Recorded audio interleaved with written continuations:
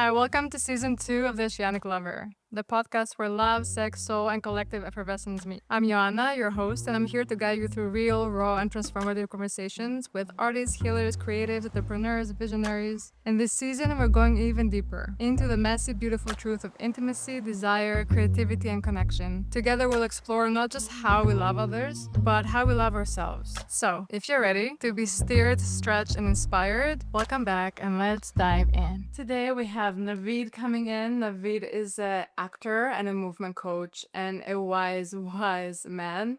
And I cannot wait for you to guys hear from him. His credits include movies with Bill Skarsgård, Jason Momoa, and so many others. And he's just such a light and wise being that you're gonna experience today. He talks about his acting process, creativity, dancing movement, and just his experience and journey with spirituality and faith and God and all the things that have allowed him to blossom and become enlightened in his lifetime. Welcome to the Oceanic Lover. Amazing. So I want to start always with kind of giving the viewer listener a bit of a backstory of like how we came to be to this world, right? And I know your story is depending on what thread you want to pull from. You know, we all have so many threads within our stories, but whatever you want to choose today to kind of take us, maybe since you were a child or maybe whatever feels good to you, into today and where you are and what you do. I was born in Iran, raised in Gombadi Kabus. It's a city on top of Tehran in north.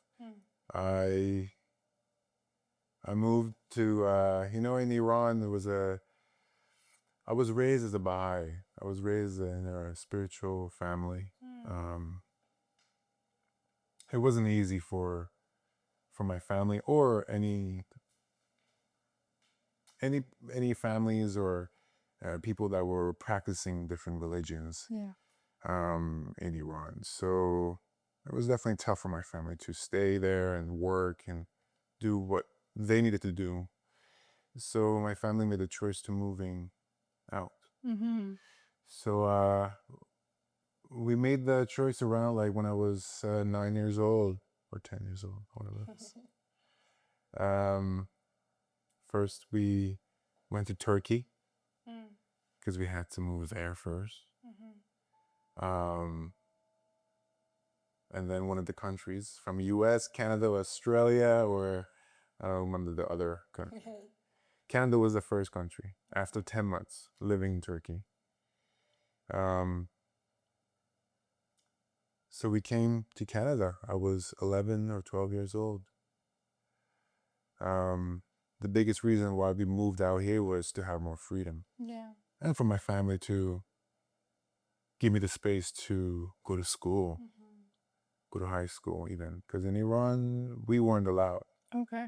to go to high school or college or universities. Right. And even for my parents to be able to do their job wasn't easy. They were always harassed by the government or the regime. And so we moved to Canada. And in Iran, my dad would bring these VHS home. Michael Jackson would release. I would like watch these videos and I would be glued to the TV and be like, I want to do that. I want to really do that. So I came to Canada and in school, grade 8 was it. There was like dance clubs. And YouTube was kind of like blowing up a little bit more. And there were videos that you could watch, or there were you could illegally download videos of movies or how to breakdance. Yes. So I was just so curious about that. And I would just download these videos or watch YouTube videos and practice at home, but not knowing how to do them, but just trying it because it felt good to me. But around that age, grade 8 and until grade 12, I found dance and movement in school, in high school. But dance was not just a movement for me. It was a way for me to speak, because I didn't know any English when I came to Canada. And when I landed here, I had to find a way, and dance was a way for me to express myself. People thought I was mute for a year because I wouldn't speak. And I was very shy too. So I found dance clubs. I joined dance classes in school, high school. And then by grade 10, I was like, I want to teach. I started teaching a group in high school because I was doing it every year. I was in dance room every day, morning before starting school, which I barely did, and lunchtime and after school. So it was something that I needed to do every day. Yeah. And that was like a journey of me doing dance and getting into movement. I was just doing it. There was a passion. But I don't even know if it was a passion. It was just like, you can't tell me not to do it. Right. Because I can't live.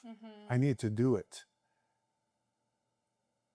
So I kept doing it. I was just doing creative stuff because I wanted to do creative work, and like making random videos or teaching or dancing or learning new things. And from there, from graduating high school, I wanted to take it a little bit more serious. My family wanted me to go to school. Yes. Like, at least go to school for something. I'm like, okay. So then I was just so passionate about like a food channel. I used to watch Cake Boss. And I'm like, you want to go to school? All right. I'm going to go baking and pastry arts. I love it. So I went to school for baking and pastry arts, and I did that for a year and a half. And I worked for 3 years, but I was dancing at the same time. But the money was good, but I wasn't happy. Yeah. So I was like, I still have my legs. I still have my body. Grateful for it. I want to keep dancing. So I put it on the side. I put it in the back pocket, and I went into dancing full time. Joined different studios, groups called like KTL and That's where we met. Crazy. That's where we met. Yeah. Shut up. Shout out and kill the lights. And different groups, and just training at studios. And that became a religious for me. Not a religion. I was taking 3 classes a day, every day. I was sleeping in this little room at the location because my distance from home to the studio was so far away. So just wanted to stay there. So that's what I did, and I just did that thing. And then went into being part of these groups. Like KTL was for me to understand more of the industry side of things. And my goal was to go to LA, become one of those dancers and things. And the agent scouted me through this group. And I'm like, what does that mean? I have no idea. Yeah. But I'll just go with it, and things kind of unfold for me. But not even putting my mind into trying to book anything, or what is booking? I had no idea what that means. There's no film and TV involved. Yeah. There is no like that, and that like where you can go with it, or it was just the passion, the heart that was pure. And I feel that was so important for me. Yes. I couldn't lose that. And things kind of unfolded. I got my visa. I went to LA. It wasn't my thing. Came back, booked a bigger job in Vancouver. That opened me up. That job really opened me up. Because it taught me so much about myself as a human, but as an artist as well. And I had to question myself. I had to ask these questions. Who am I? What do I want to do? Where am I?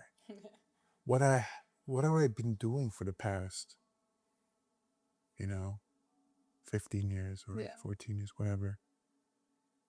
And I was doing this job, which was movement coaching. Right. I was working on a TV show, a huge TV show for Apple TV. Yeah. And it was their first show that they were going to announce Apple TV. Oh, cool. So there was a lot of budget. It was 9 months of work, but going into it brought so much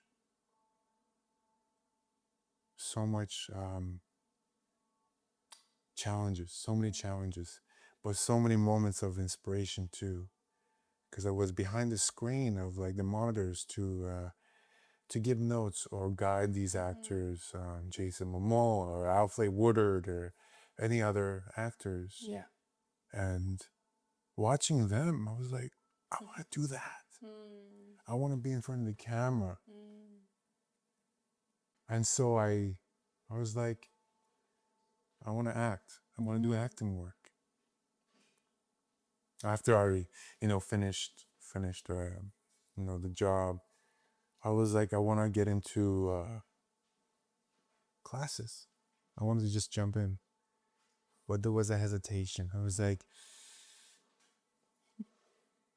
soon. Yes. Soon. And you were talking about this right before this conversation that we're having. It's like, but why not now? Am I scared of something? Ooh. Yeah. Am I in fear of something? What are those challenges? I don't know what they are. These are just like the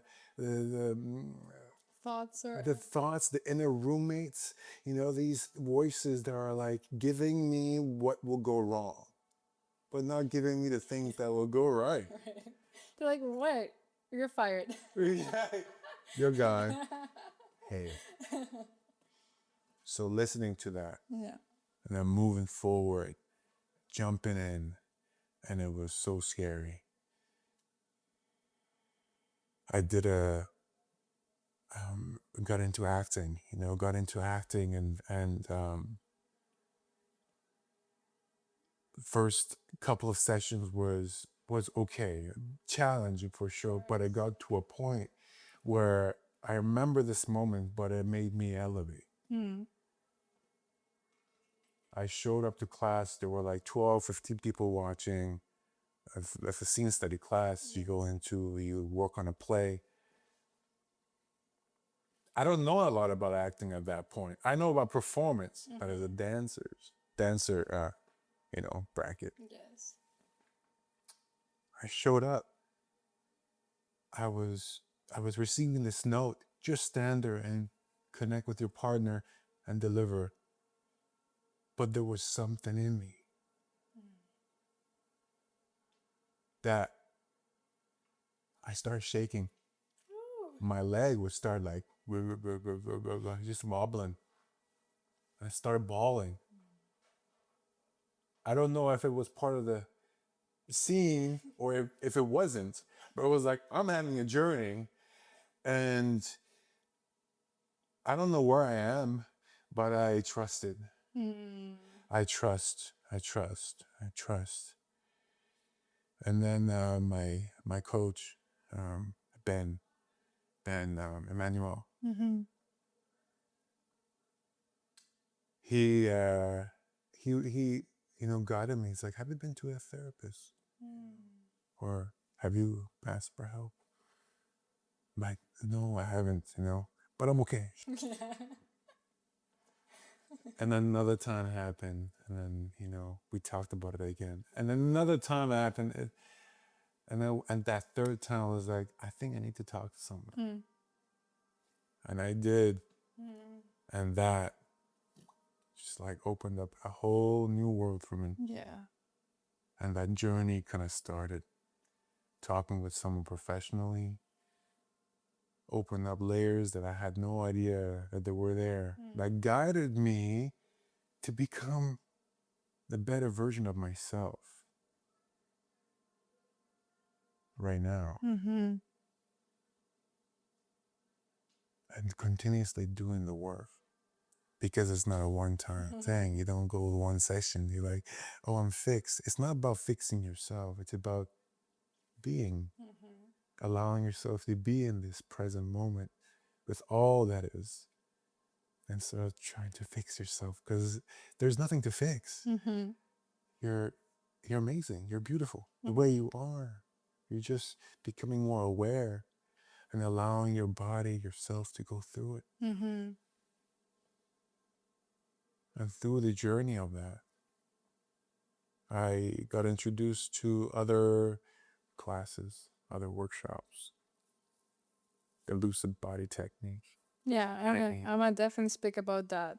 Before we go there, though, I wanna like speak a little bit to this trust in that moment, because you know a lot of people have reached that moment of like, oh, I feel something coming up, you know, I feel something coming up, but it's shaky or like crying, and what we usually do is we're like, no, like we avoid or we push down, right? And I think, of course, it has to be the right time, but I think that's half of it. Half of the other part is just being willing to just go there and trust. And it's actually very challenging. Trusting the moment is very challenging. And I wonder where does that trust for you come from? Like, what do you trust in? And I know you said you come from a spiritual lineage, but do you think that that helped you in essentially trusting that moment to allow yourself to be vulnerable and exposed and go there? There could be a lot of things. It might have been the way I was raised in a spiritual family, into trusting to someone, something more than myself, which is the higher self. You call it God and the creator, the light. Because I always had that feeling, you know, I prayed every morning or at night to that energy. And I feel like I always had that connection. And even those moments of difficulties, there was the connection to the light. Yes. Yeah, I think that's it. Yeah, I think so too. And also being in a safe space as well, Yes. because safe space is very important. But a lot of times, you know, we're not available for ourselves yet to be in a safe space because we don't know how to move and take that step forward. But I, like you're saying, I think it's purely to that higher self. Yeah. I think that is when we can really get out of ourselves, is when we trust something greater, and then we can allow ourselves to surrender in that moment. Otherwise, it's very hard. Like people that don't have that spiritual availability or whatever they want to call it, you know, I think it's very challenging for them to let go in a moment like that. You know, that's why I wanted to bring it in. Also, another thing I want to kind of bring in for a little bit is your resistance to therapy. Because I feel like, you know, Kevin talked about this before too, but like, especially with men, there's just so much resistance to therapy as like a stigma, like therapy. You are the crazy or you're losing it if you're going to therapy, or like therapy is not a thing, you know? And so obviously you were already in the process by going through the acting class and just seeing and having a mentor that is like, you know, a man that's telling you to go to therapy maybe also helped. But what moved you from, I'm okay, I'm good, to, okay, I think I'm gonna try it out? I think that is very important for other men to listen to and find some resonance or some permission to be like, you know what, he did it, I'm trying it. You know? Interesting. The thing is it's not easy. It's not easy to surrender, because we're so used to being one way, and we have practiced that, let's say for me, 30 years. Now I'm 34. 34 years. But I'm saying 30 years at that time. Yes. And when you're really stuck with something, it's really hard to change that behavior. So I think that for me, it really helped me to allow people that have done this work before, that has guided them through their art, creativity for so long, 30 years or 40 years for them. There's something that they're doing that maybe I need to check my ego, or maybe I need to check myself. It's like, there is something holding me back. Why don't I just take a breath and surrender to it? It won't hurt. Try once, twice, 3 times. Pay the amount or ask for help and try it. If it's not for you, it's not for you. It's anything. You don't like a certain kind of food. Yes. If you haven't tasted it, you don't know if you like it or not. But allowing yourself, but not, it's like connecting with students that come to my classes. They come to me after class like, I don't get it, I can't catch choreography, or I don't know how to do this or that. And like, how long have you been dancing? It's like, it's my first class. I'm like, great. I've been dancing for 18 years and I'm still figuring it out too. But connect to that and allow yourself to go into it. And trust yourself. And if you can't trust, then find someone that you can trust, because that's available, like through therapy and things. You have 15 minutes or 30 minutes to connect with someone. If it's meant for you, then it's meant for you. If it's not, move on. Yeah. It's very hard to convince someone to go. Do your research. Read about it. Talk to people about it. Don't even go to therapy. Go talk to people that have done it. Talk to family members that have done it. But then listen to yourself, because the answer is always within yourself. Then go with that. No one else is going to live your life. You're the only person that's going to live it. And you only have one chance. Yes. So go live it. And don't. Like in the end, they just Go live it. Tattoo. Sorry, Mike.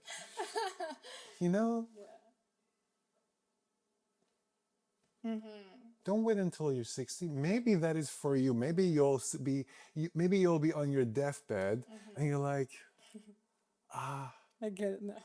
I get it now. For sure. Or maybe you're 25. That's when you start. Yes. Yeah. Yeah, I love it. I mean, you're so wise, honestly, and like you really embody everything that you teach, that you are. Like, I think in general, I think everyone in the community, whenever they think of you, at least the people I know, it's always like determination, humility, and just like an ancient wisdom that you always had that within you, and just see you just flourish and bloom into everything that you do. And I really want to talk about the lucid body, which I haven't experienced, but it looks phenomenal. Because it looks like, you're gonna tell me, but it looks like from the outside, without experiencing it, it looks like a mix of healing, movement, and acting. So can you talk about it a little bit, and how it came to be and what's going on in there? Yeah. The Lucid Body was created by Faye Simpson Right. in New York. But yeah, so Kennedy Brown is one of Faye Simpson's students for many years. He's from LA. Beautiful guy, beautiful soul, beautiful teacher. I've been studying with him for the past 4 years now. And it's physical acting. It's not about lines. It's not about words.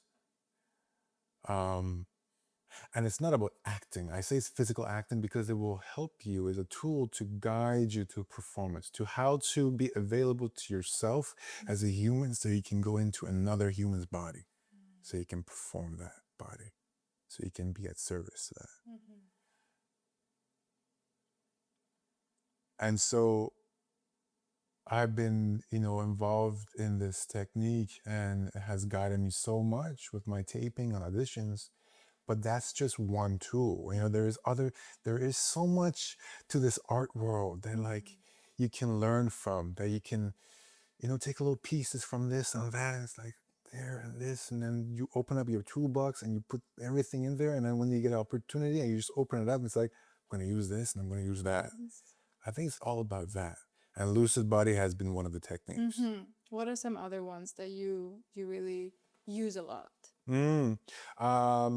I've been working with at Haven Studios with Ben Emmanuel for past 5 years. I do a lot of like scene study classes, and the techniques. He has so much knowledge and experience with like actors and actresses and in the industry. So it's it's like he has so much, like his toolbox is so big that I'm like filling up my own with his toolbox.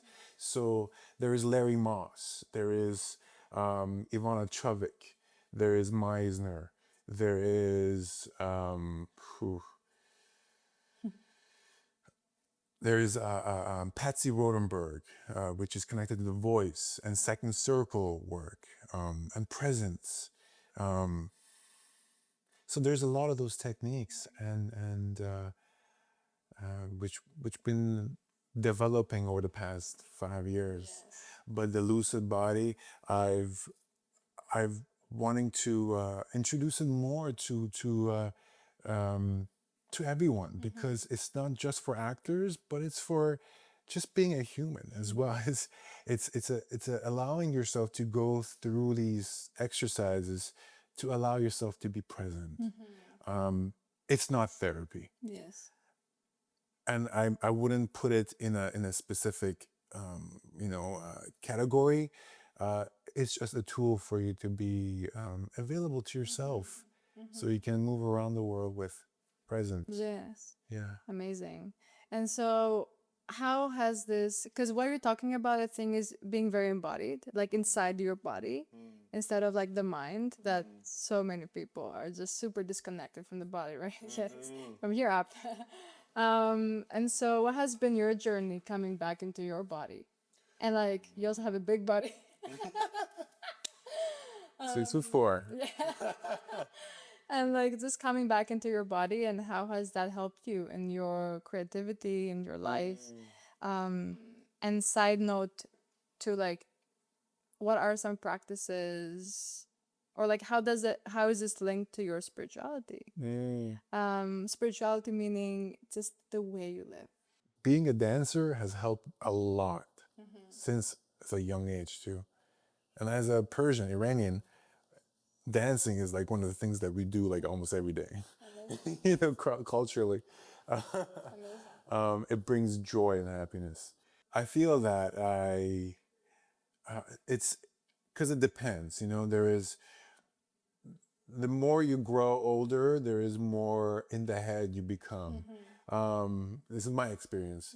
And the way there is ways of doing just anything, because we always go into like our logical mind, and when we become when we go into the logical mind, we get so comfortable, because there is maybe like behaviors from since childhood that we always want to move that way, and just like, this is not the right choice, so I'm not going to do it, or this is the right choice and I'm going to do it.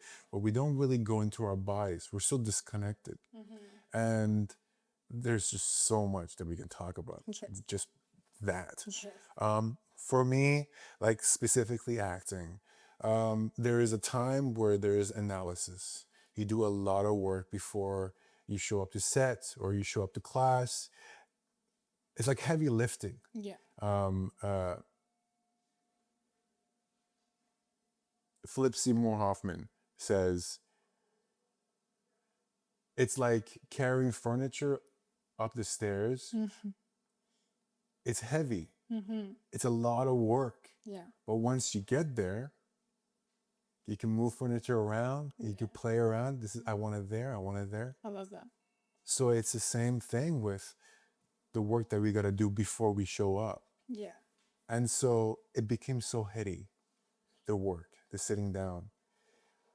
Now with embodying it, this where like the lucid body comes along, or any physical technique that helps you to become more into the body. Yeah. And that comes with the tools or the techniques that you learn. Yeah, for sure.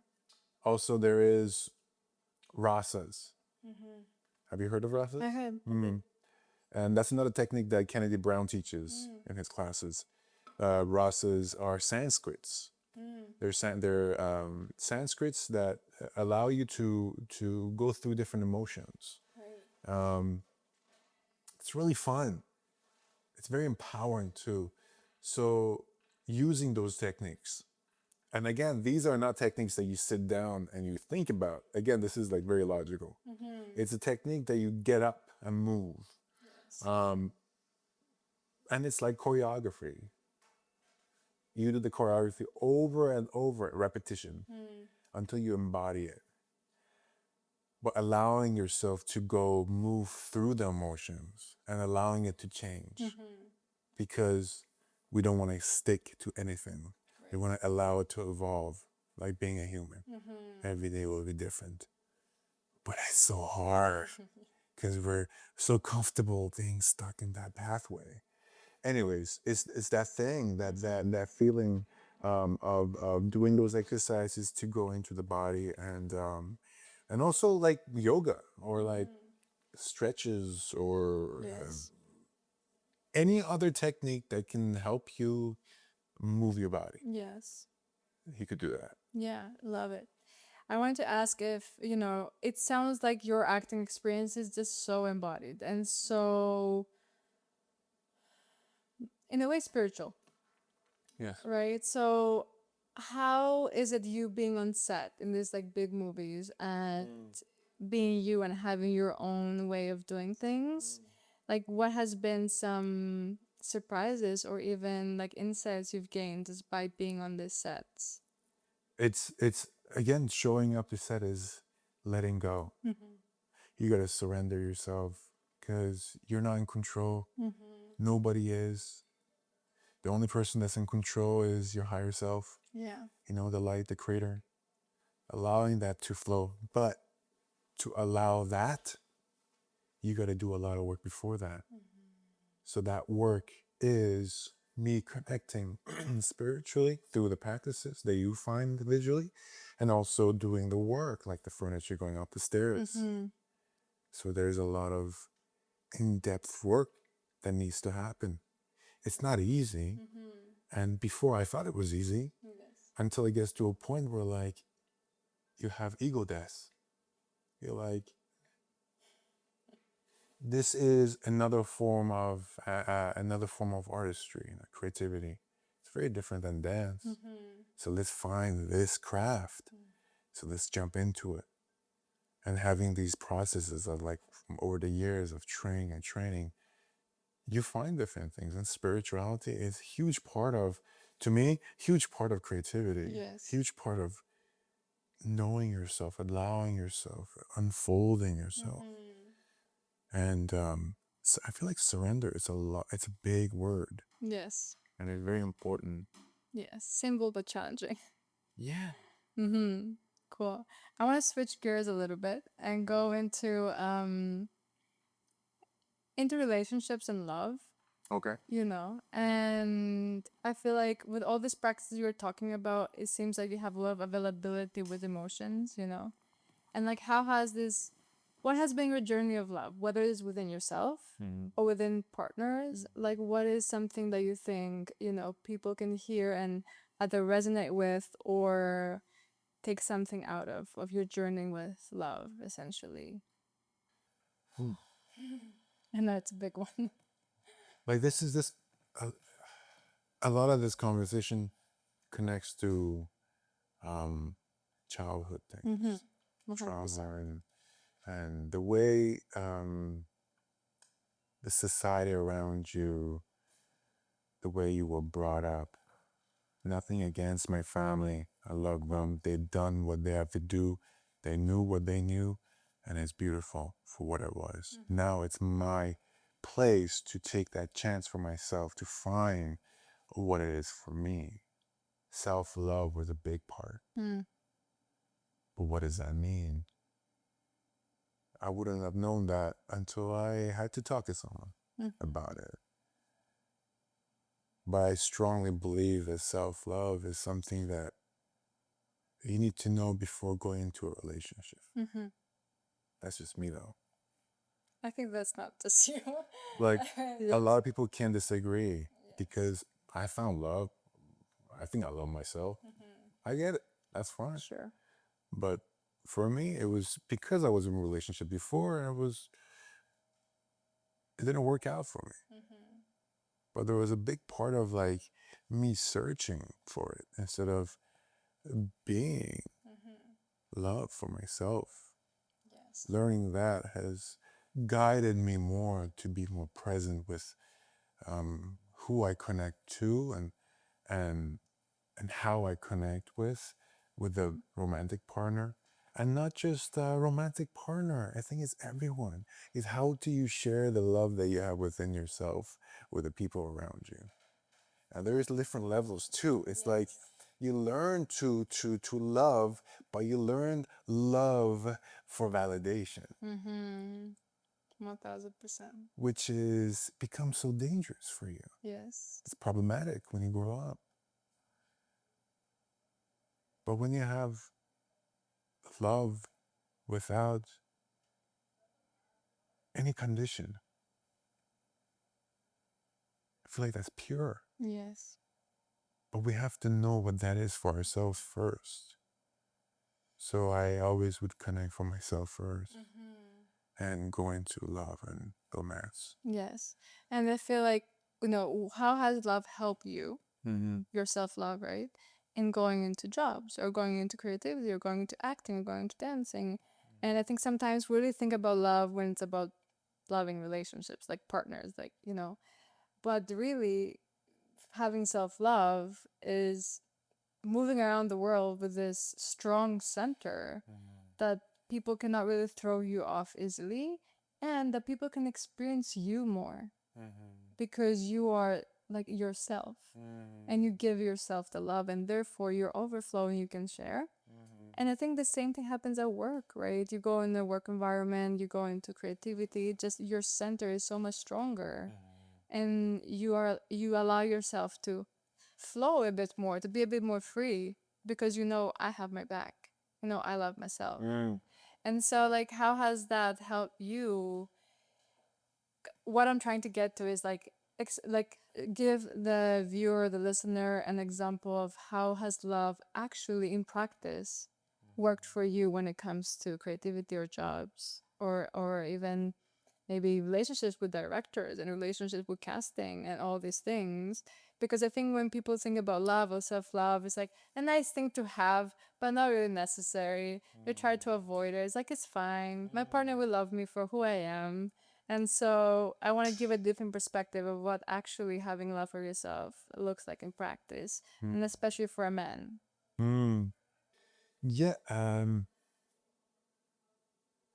think that for me, I'm still learning right now. 1000%. I'm a student of life. Never done. It's just like still learning what that is for me. But what I have realized is that it has helped me to be more present with the people that are around me. This is like I'm trying to bring all these thoughts into one thought, because it's not something that it wasn't broken before Right. that I had to fix it. Like, I worked in the industry before going into therapy or doing self-help, doing things out with self-help. It was just, I did it in a different way. that I didn't understand that it wasn't really healthy for me. But knowing more about that way of living Yes.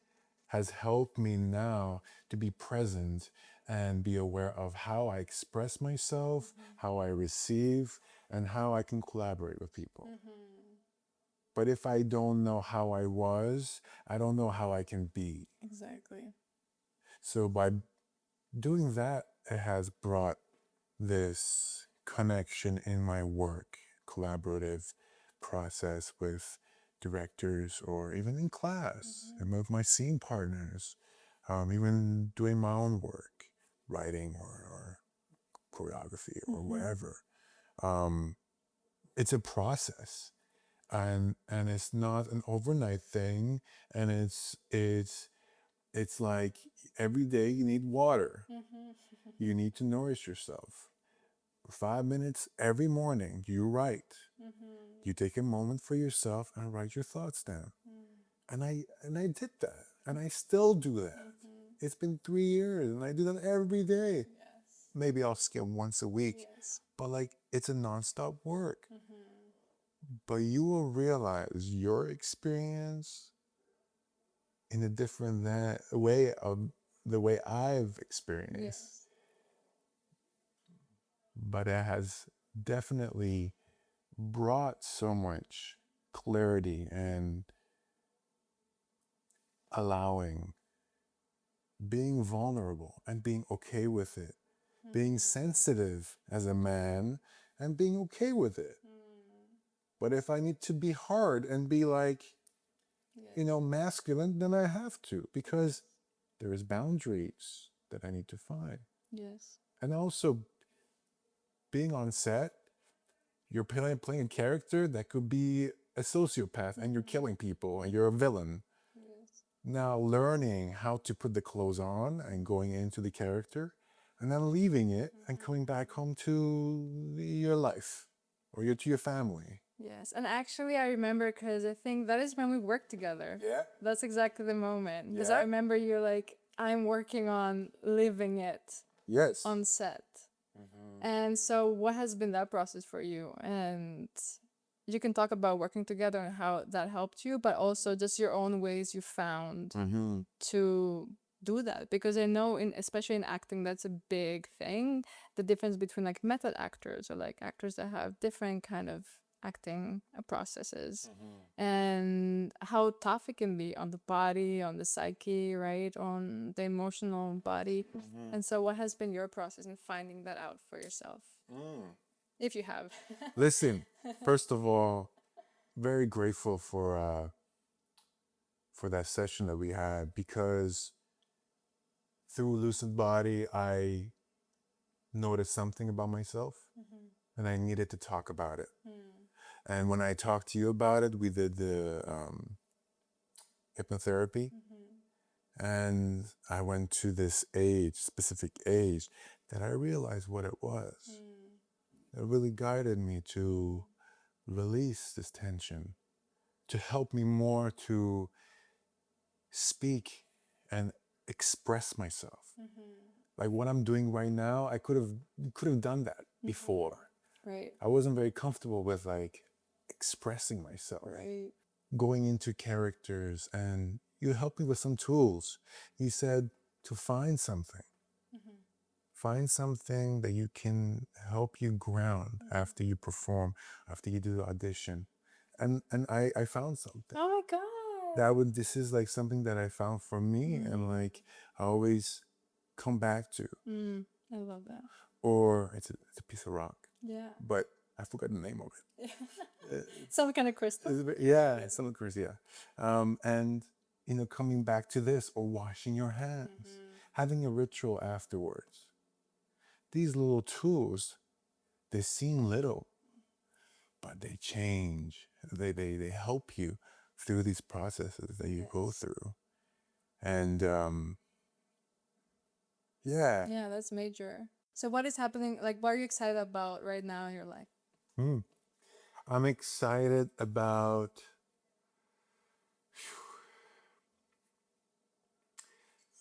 this this pathway between me and the light. It's coming through stronger and stronger every day. And trusting, that's just trusting and moving forward with the projects that are upcoming, or the plans that I have. They will definitely, like, you'll see it on my social media. Yes. Do we have any sneak peek, a little bit of a sprinkle? They look excited. What can you give us? Give us a boot. No, I'm in that place of not sharing because I like to, work on it. And when it's time, You will know. I'll sprinkle all over the social media, Okay, or we'll wait then. onto you, or whatever, because it's sacred for. It's not like being selfish or anything. It's just about, like, it's you. Like, you have something. You're building something. Nobody else needs to say anything before even you put it out. You just work on it. You just do the damn thing, and when it's ready, you put it out. And then Shebang. next thing will show up. And then the people will either gravitate towards it or not. It's just like, Exactly. I love that. It's really beautiful to have a process like that, right? And to choose to actually be like, no, I'm not sharing because I'm not ready, because I have this process that I follow, and I definitely honor that for you. follow me on Instagram. Exactly. Navid But all Charkhi. everything is down in Down the below. notes. Down the show notes. Okay, two more questions. So when people experience your work, whether it's movement, acting, and obviously I know in some things you don't have control, like, acting is like until we do the acting, and what comes on the other end of editing is a whole different other process. And there's still a lot of actors talking about this, but what do you, because you say in your Instagram, like, here to inspire, and I'm like, what would you like for people to be inspired by, or like, what do you want people to feel when they experience your work? In the acting world, with, like, script analysis, we have, like, the first question. It's called, like, overall objective of the character that's living this life in the script. I asked that question by myself as Navid. What I've came up with, and I really feel strongly toward, is like to be at service to humanity and to the next generation. And I want to do that with my work.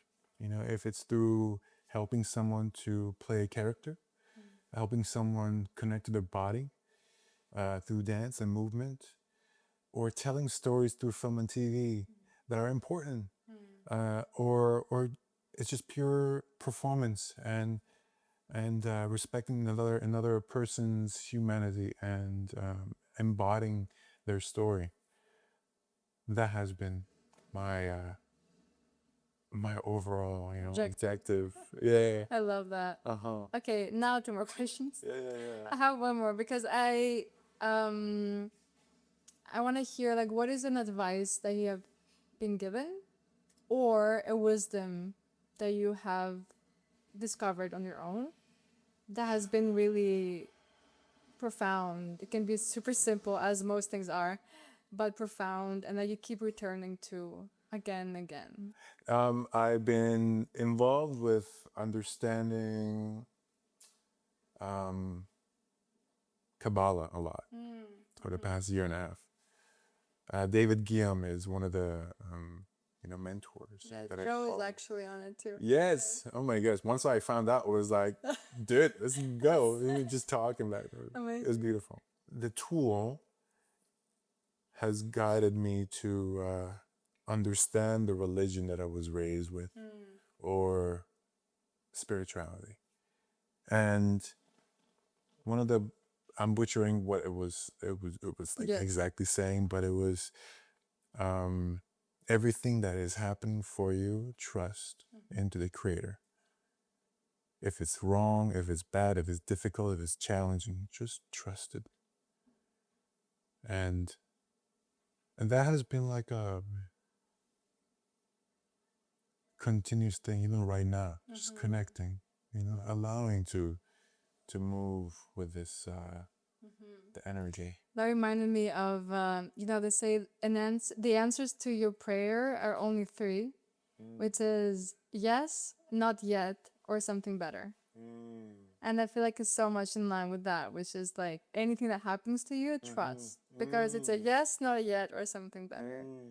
Beautiful. Okay, last question. When I say the Oceanic lover, what comes to your mind? What comes to your body? Just whatever you feel about it. Oceanic? Oceanic, like the ocean. Yeah. What comes to me? I see a boat, a simple boat with two people, or just one person. But it's just kind of like see two people on, because there's this kind of like where I'm at in Cologne, and then they're both rowing the boat, and they're moving towards a destination. Sometimes the right person, the right sign is to turn, and you trust, and they turn on the left side, they turn. So, but then sometimes they move together, and sometimes they pause together. So that's what I feel. Wow. Okay. Nailed it. Did y'all get that? I don't think we recorded sound. Did we get a better sound? Shout out to Kevin for his hard work. The best guy. Thank you so much for being here today. Like, there's honestly so many things we can still talk about. Yes. And I hope that I'll have you back for sure, season 3. Absolutely. But thank you so much for coming here. It's been just a pleasure to watch you grow, be your friend, witness you. We've been friends for like, 10, 15 years. Oh my God. A long time. And I just love where we're both going. And there's me and you always have this deep connection within like spirituality, or there's something between us that has always been aligned. And I just love that and love you. And thank you for coming. I love you, and I'm proud of you for everything that you have accomplished. It's just beautiful to see. I'm excited. Thank you for joining me for another episode of The Oceanic Lover. I hope today's conversation opened something in you, whether it was a new perspective, a deeper longing, or a reminder of your own power. If this episode spoke to you, share it with someone you love, and don't forget to subscribe so you never miss a moment of season 2, 3, 4, and more to come. You can always find me on Instagram if you want to keep the conversation flowing at Alma Virtual Studio. And if you're ready to go deeper, to explore love, intimacy, and soul, not just in your mind, but in your body and your life, I invite you into Alma Virtual Studio, my space for mentorship, programs, and retreats. It's where we take these conversations even further, and where you can discover all the ways to work with me. Remember, sex, love, soul are not separate. They're the current running through everything. Until next time, keep loving like the ocean, vast, fearless, and infinite.